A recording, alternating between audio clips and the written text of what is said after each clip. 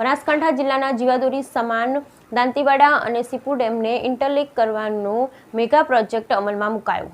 Dantiwada Sipu dam interlink project બનાસકાંઠાની કાયાપલટ કરશે। ધારાસભ્ય માવજી દેસાઈ ધાનેરા દાંતીવાડા તાલુકાના તળાવ ભરવા અને વહી જતા વરસાદી પાણી અટકાવવા માટેનો મેગા પ્રોજેક્ટ। ધાનેરા ધારાસભ્ય માવજીભાઈ દેસાઈએ ડીસા ખાતે સિંચાઈ વિભાગના અધિકારીઓ સાથે બેઠક યોજી।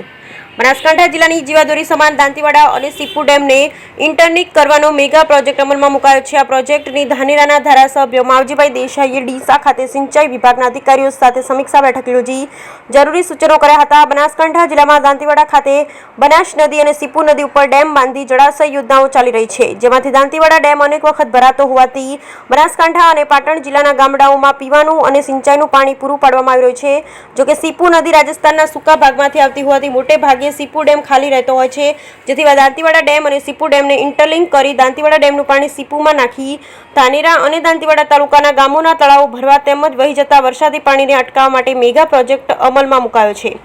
જે પ્રોજેક્ટ અંગેની બેઠક ડીસા સર્કિટ હાઉસ ખાતે ધાનેરાના ધારાસભ્ય માવજીભાઈ દેસાઈના અધ્યક્ષસ્થાને અને બનાસ બેંકના ચેરમેન સવસીભાઈ ચૌધરી, બનાસ મેડિકલ કોલેજના ચેરમેન પરથીભાઈ ચૌધરી સહિત ભાજપ સંગઠનના પદાધિકારી તેમજ સિંચાઈ વિભાગના અધિકારીઓની ઉપસ્થિતિમાં યોજાઈ હતી।